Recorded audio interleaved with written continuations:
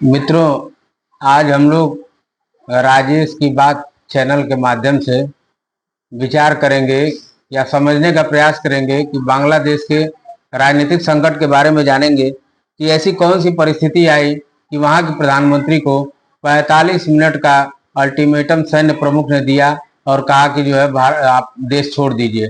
ऐसी कौन सी परिस्थिति, इस पर हम लोग आज चर्चा करेंगे। मित्रों, बांग्लादेश की वर्तमान राजनीतिक संकट में पहला संकट ये था कि चुनाव में धांधली का आरोप लगा कि उन्होंने विपक्ष मुक्त शासन प्रणाली चलाया और विपक्ष के सारे नेताओं को किसी न किसी आरोप में जेल में भेज दिया और अपने निरंकुश शासन का संचालन करना शुरू कर दिया। और ज्यादातर अभी ये आरोप है कि लगभग 300 से 400 लोग अभी भी लापता हैं। कुछ लोगों को फांसी दे दी गई, तरह तरह के जेल में भेज दिया गया। तो इस तरह से असंतोष वहां की जनता में उत्पन्न हुआ। और दूसरा है निरंकुश शासन व्यवस्था। चूंकि 15 साल से ऊपर एक तरफा शासन चलाने के बाद उनके ऊपर आरोप लगा कि वह निरंकुश हो गई हैं और किसी की भी नहीं सुन रही हैं, इसलिए जनता में, खास करके छात्रों में और विपक्ष के नेताओं में असंतोष उत्पन्न हो गया। और इस कारण से उसमें आर्थिक चुनौतियों भी थी। आर्थिक चुनौतियों में कोविड-19 के बाद आप जानते हैं कि पूरी दुनिया में आर्थिक रूप से स्थिति गड़बड़ा गई पूरी दुनिया की, और पूरी दुनिया का संचालन भी ठप हो गया। तो उस समय हर देश में बेरोजगारी और भुखमरी तो नहीं, लेकिन गरीबी और के कारण ज्यादा लोग परेशान हुए। तो ऐसा माना गया कि जो है वहाँ बेरोजगारी भी एक प्रमुख संकट था। लेकिन वह संकट पूरी दुनिया में था, सिर्फ बांग्लादेश में ही नहीं था।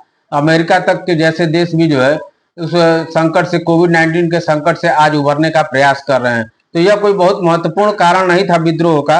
लेकिन अब राजनीतिक उथल पुथल में, बांग्लादेश में राजनीतिक उथल पुथल जिसमें स्थिर विकास पर प्रभाव पड़ा। भारत बांग्लादेश संबंध, भारत बांग्लादेश की राजनीतिक संकट में दोनों देशों पर प्रभाव पड़ा है। क्योंकि भारत की वर्तमान सरकार, जो शेख हसीना की सरकार थी, आप जानते ही हैं कि वो बंग बंधु शेख मुजीबुर रहमान की बेटी है और उनका भारत के साथ बहुत ही आत्मीय लगाव रहा है। इसलिए जब तक वो, एक सकारात्मक पक्ष भारत के लिए यह है कि जब तक वो सरकार में थी तब तक जो है भारत से और उनकी संबंध बहुत अच्छे थे और वहाँ एक विकास भी, स्थिर विकास हुआ।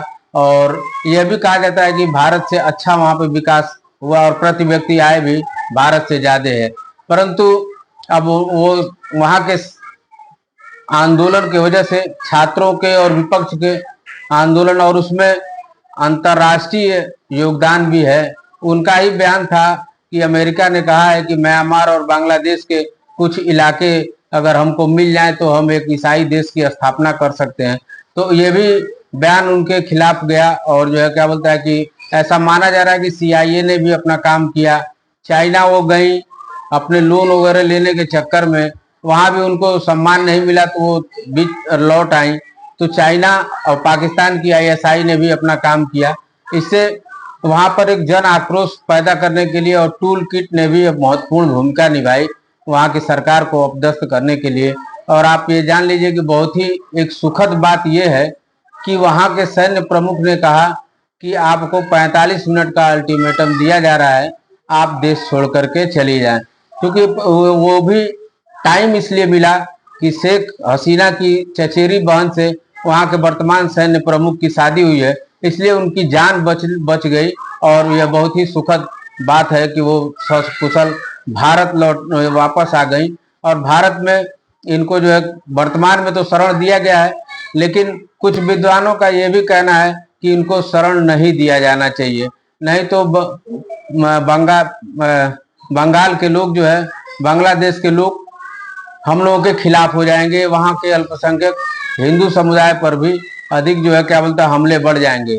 तो हम लोगों का ये विचार है कि भाई, अगर ब्रिटेन, नॉर्वे राजनीतिक संरक्षण दे सकता है, शरणार्थी बना सकता है, तो भारत क्यों नहीं बना सकता है। भारत आज पूरी दुनिया में सबसे सक्षम स्थिति में है और वह चाहे तो उनको यहाँ पर, चूंकि पहले भी 6 वर्ष तक रह चुकी हैं भारत में शरण के रूप में। उनको जब शेख मुजीबुर रहमान की हत्या हुई थी तो तो वर्तमान में भारत में क्यों नहीं उनको शरण दिया जा सकता है। और रही बात कि अल्पसंख्यक समुदाय पर बांग्लादेश में हमले की, तो भारत सरकार सक्षम है उनको बांग्लादेश के प्रशासन को समझाने और उनको जो है लाइन पर लाने के लिए। इन्हीं शब्दों के साथ बहुत बहुत धन्यवाद। आपसे निवेदन है कि हमारे चैनल को सब्सक्राइब करें, लाइक करें और शेयर का बटन दबाएं। बहुत बहुत धन्यवाद।